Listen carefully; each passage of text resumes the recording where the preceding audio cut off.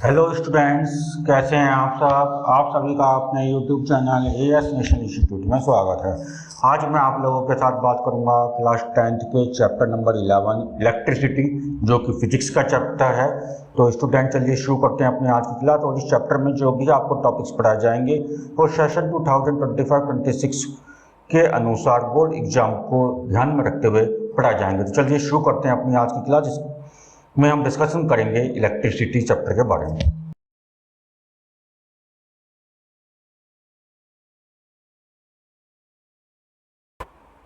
तो स्टूडेंट सबसे पहले बात हम करेंगे कि इंट्रोडक्शन टू इलेक्ट्रिसिटी, मतलब इलेक्ट्रिसिटी क्या होता है। इलेक्ट्रिसिटी का हिंदी मीनिंग होता है बिजली, यानी कि बिजली क्या है। Electricity is the flow of electric charge. जो भी इलेक्ट्रिक चार्ज होते हैं, अपन 9th क्लास में पढ़ा होगा चार्जेस के बारे में, या केमिस्ट्री में पढ़ा होगा चार्जेस के बारे में। तो इलेक्ट्रिक चार्ज जब फ्लो होते हैं वहीं से इलेक्ट्रिसिटी आपकी जनरेट होती है। Powers lights phones etcetera. तो ये जो हमारे एग्जाम्पल्स मैंने अभी आपको बताया, पावर लाइट्स, हाउसेस की, फोन्स की, इनमें जो इलेक्ट्रिक चार्ज हैं वो फ्लो होते हैं, जिसके कारण ये इलेक्ट्रिसिटी या लाइट्स को प्रोड्यूस करते हैं, या ये हमारे चार्ज हो पाते हैं। Studied via circuits, current, voltage, resistance and power.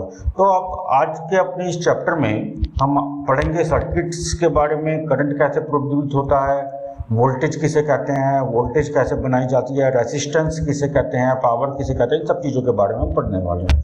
तो हमारे मैंने आपको अभी ये ध्यान रखना है कि इलेक्ट्रिसिटी क्या होता है।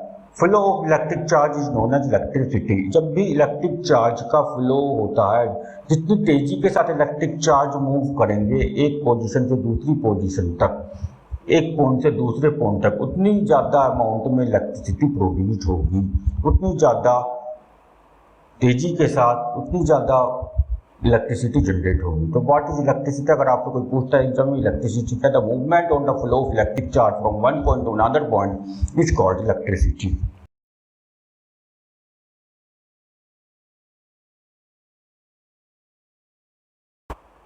अब बात आती है इलेक्ट्रिक करंट की। इलेक्ट्रिक करंट किसे कहते हैं? The rate of flow of charge.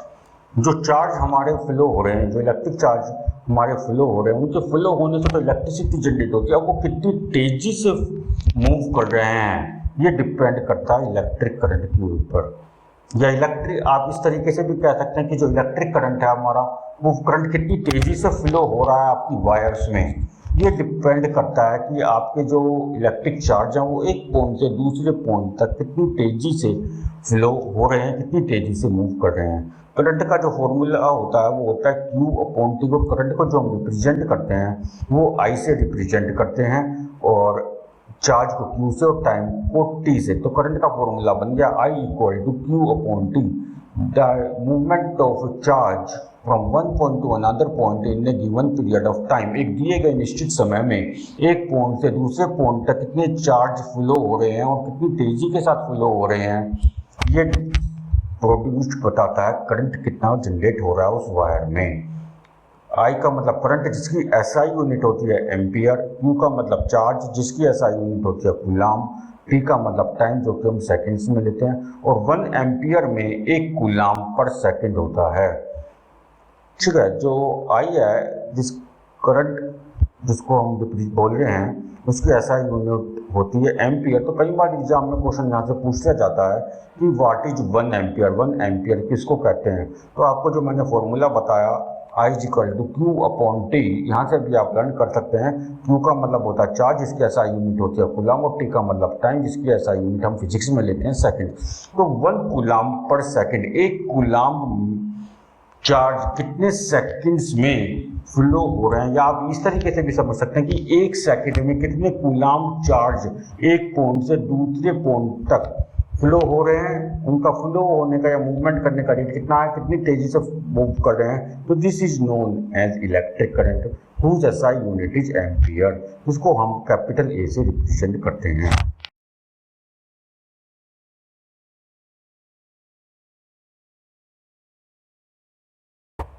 इसके बाद आता है आपका electric potential and potential difference.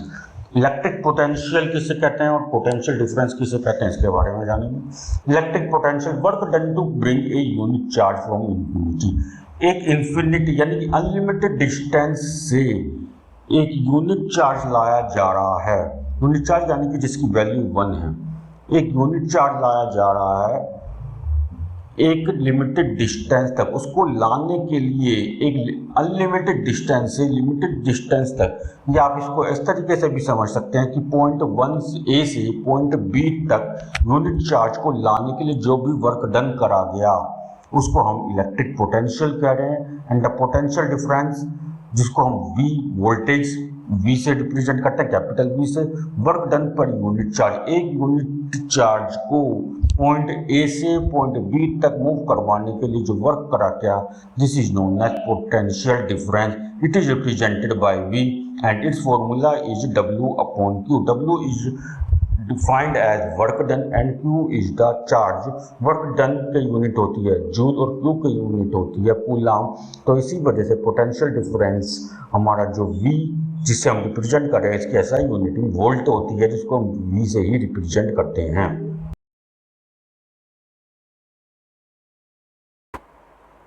अब बात आती है ओम्स लॉ की। ओम्स लॉ क्या होता है? V इज डायरेक्टली, ये डायरेक्टली प्रोपोर्शनल का साइन होता है। V is directly proportional to I और V is equal to IR। V का मतलब यहाँ पे वोल्टेज है, जिसको अभी हम पोटेंशियल डिफरेंस कर रहे थे। I का मतलब करंट है। तो पोटेंशियल डिफरेंस या voltage is directly proportional to I। Potential difference जैसे जैसे बढ़ेगा करंट वैसे वैसे बढ़ेगा, पोटेंशियल डिफरेंस जैसे जैसे घटेगा करंट वैसे वैसे घटेगा। This is the meaning of the directly proportional. तो जब भी हम साइंस में, स्पेशली फिजिक्स में, प्रोपोर्शनल का साइन हटाते हैं तो कांस्टेंट लगते हैं। तो यहाँ पे जो कांस्टेंट यूज करा गया है वो R है, ये फिक्स्ड है, आपको भी यही यूज करना होगा, कोई इसको चेंज नहीं कर सकता।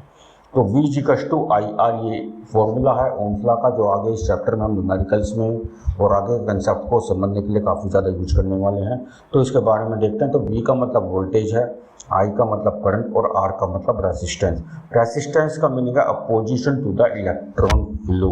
जो भी हमारे वायर्स में इलेक्ट्रॉन्स फ्लो हो रहे थे, जिसकी वजह से इलेक्ट्रिसिटी जनरेट हो रही थी, या करंट कितना फ्लो हो रहा है ये हम पता लगा पा रहे थे, या उन चार्जेस को फ्लो होने की वजह से हमारे वायर में कितना पोटेंशियल डिफरेंस प्रोड्यूस किया जा रहा था, इन सब चीज़ों का अपोजिशन जो होता है उसको हम रेसिस्टेंस कहते हैं। और रेसिस्टेंस यानी कि it is the constant of the Ohm's law and its SI unit is ohm. Ohm का ये सिंबल है, नहीं तो आप स्मॉल लेटर्स में लिख सकते हैं OHM, ohm. This is known as ohms.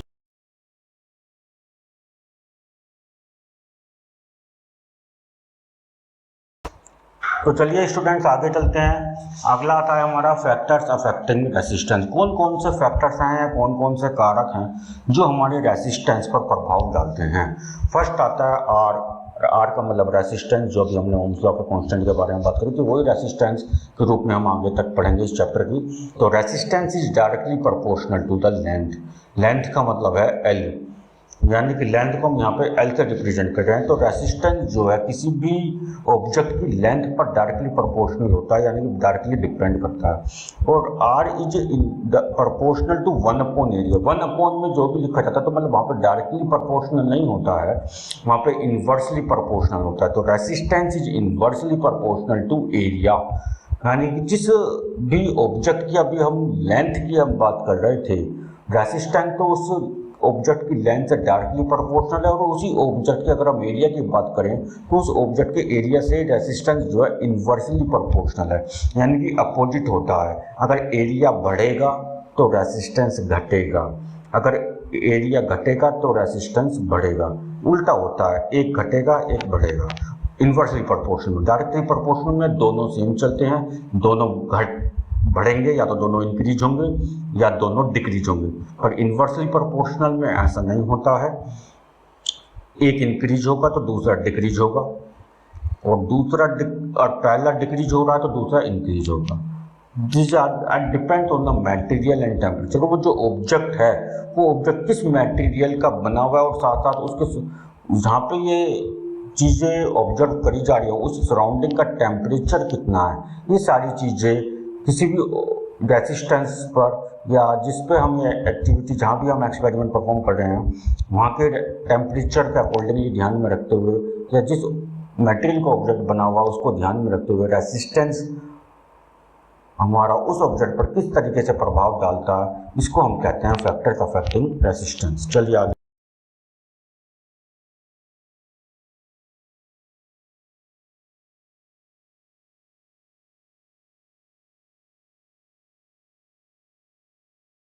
अब आता है हमारा रेसिस्टिविटी। रेसिस्टिविटी बहुत इंपॉर्टेंट टॉपिक है इस चैप्टर का। रेसिस्टिविटी जिसको हम थोड़ा पी शेप है, जिसको हम वैसे तो इसको RHO रो बोलते हैं, मगर थोड़ा जो इसको लिखा जाता है रिप्रेजेंट करा जाता है वो पी टाइप का सिंबल होता है। It is the property of a material. जिस ऑब्जेक्ट की अभी हम मटेरियल की बात कर रहे थे रेसिस्टेंस ऑफ फैक्टर्स वाले के हेडिंग में, उसी मटेरियल की प्रॉपर्टीज की जब हम बात करते हैं तो कहलाती है आपकी रेसिस्टिविटी। तो रेसिस्टिविटी का फॉर्मूला है R = रो, जो ये पी टाइप का आपको लग रहा होगा सिंबल, ये RHO रो बोलते हैं और ये भी कांस्टेंट होता है यहाँ पर। इसका फॉर्मूला होता है R = रो L/A और इसकी यूनिट होती है यानी कि SI यूनिट होती है ohm metre. It depends on the material only. कोई भी ऑब्जेक्ट जिस ऑब्जेक्ट पर भी हम ये एक्टिविटी या एक्सपेरिमेंट अप्लाई कर रहे हैं वो ऑब्जेक्ट किस मटेरियल का बना हुआ है, उस मटेरियल की क्या क्या प्रॉपर्टीज होती है, इसके ऊपर ही रेसिस्टिविटी हमारी डिपेंड करती है।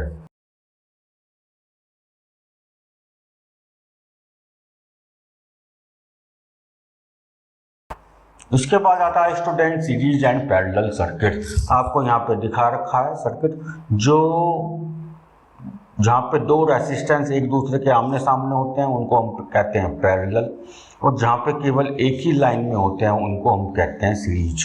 तो सीरीज एंड पैरेलल सर्किट्स के बारे में हम पढ़ते हैं। सीरीज रेसिस्टेंस का आपको एक फॉर्मूला याद करना है यहाँ पर जो न्यूमेरिकल्स में यूज होता है, R1 + R2 + R3। आगे डॉट डॉट डॉट का मतलब है जितने भी रेसिस्टेंस होंगे उनको भी हम ऐड करते रहेंगे। सीरीज रेसिस्टेंस में खास बात ये होती है कि सेम करंट थ्रू ऑल, जितने भी आपके रेसिस्टेंसेस कनेक्टेड होते हैं, जितने भी वायर्स होते हैं या जितने भी अप्लायंसेस आपको कनेक्टेड होते हैं, सभी रेसिस्टेंसेस में, सभी वायर्स में, सभी अप्लायंसेस में करंट जो प्रोड्यूस हो रहा होता है, फ्लो हो रहा होता है, वो सेम होता है। परंतु पैरेलल सर्किट में, पैरेलल रेसिस्टेंसेस में, पैरेलल अरेंजमेंट में ऐसा नहीं है। पैरेलल का फॉर्मूला होता है 1/R = 1/R1 + 1/R2 + 1/R3। और यदि आपके आगे भी रेसिस्टेंसेस ले रखें तो 1/R4, 1/R5 इस तरीके से हम इनको यूज करेंगे।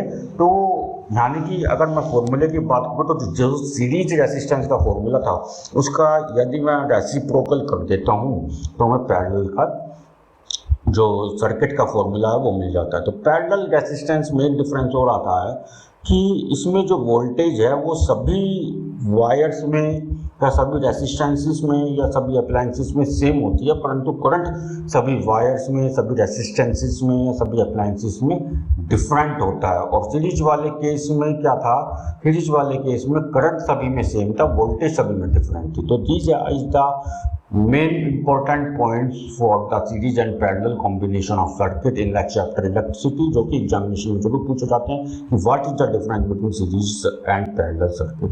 तो स्टूडेंट इसको फॉर्मूले को जरूर याद करें और ये डायग्राम जो सर्किट डायग्राम मैंने यहाँ पे बनाए हैं सीरीज और पैरेलल के, इनको भी आपको आइडेंटिफाई जरूर करना है एग्जाम्स में कि सीरीज सर्किट कौन सा है, पैरेलल सर्किट कौन सा है।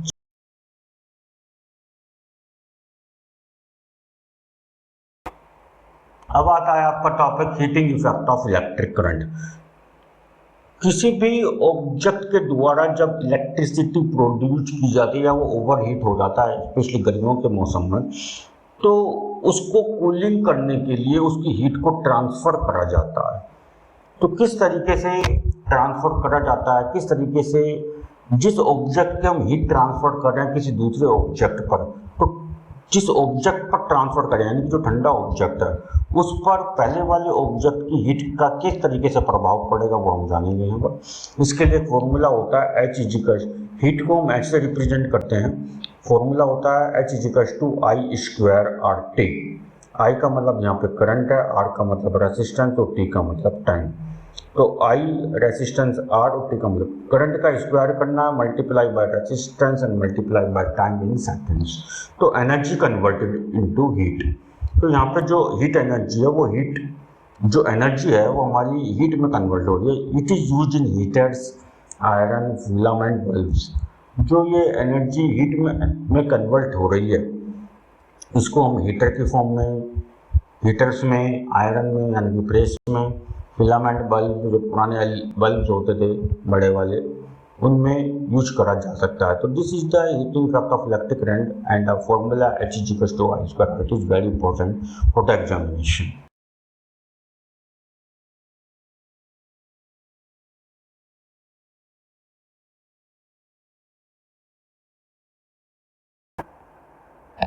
तो चलिए स्टूडेंट, ये अपना लास्ट टॉपिक आता है हमारा इस चैप्टर का, जिसका नाम है इलेक्ट्रिक पावर। अब इलेक्ट्रिक पावर क्या होती है? तो power is defined as the rate of energy conversion. कितने रेट के साथ यानी कितनी तेजी के साथ एनर्जी कन्वर्ट हो रही है, this is known as power. Power का फॉर्मूला होता है power is equal to V I. P का जो पावर को हम पी से रिप्रेजेंट करते हैं, वी आई को तो मैंने आपको स्टार्टिंग में बता दिया। वी का मतलब वोल्टेज है और आई का मतलब करंट। ये फॉर्मूला जो है हम ओम्स लॉ में और पहले ही पढ़ चुके हैं इसी चैप्टर में। तो पावर वी की जगह हमने क्या, वी की जगह हमने क्या करा, ओम्स लॉ का फॉर्मूला यूज करा, V equal to I R. तो वी की जगह मैंने आई आर लिख लिया। तो आई यहाँ पर पहले से भी लिखा हुआ था, तो आई की मल्टीप्लाई होगी तो आई स्क्वायर आर हो गया। तो पावर का फॉर्मूला बन गया वी स्क्वायर अपॉन आर। ठीक है, तो पावर की जो ऐसा यूनिट होती है वो वाट होती है, जिसको कैपिटल डब्ल्यू से रिप्रेजेंट करा जाता है।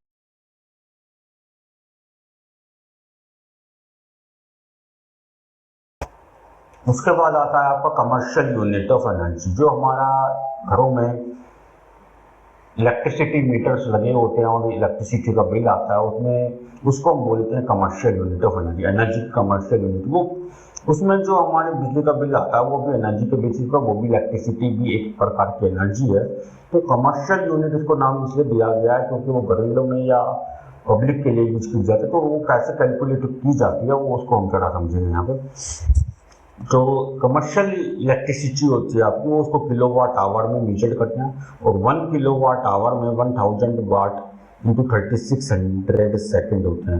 यानी कि 1 किलोवाट आवर में 3.6 मल्टीप्लाई 10 की पावर 6 जूल होते हैं। तो ये था हमारा कमर्शियल यूनिट ऑफ इलेक्ट्रिसिटी को जूल में यानी किलोवाट आवर से जूल में कन्वर्ट करने का तरीका जो था, हमारा फॉर्मूला जो था वो ये है। एग्जाम में इसको जो भी पूछते हैं। तो आज की क्लास के लिए केवल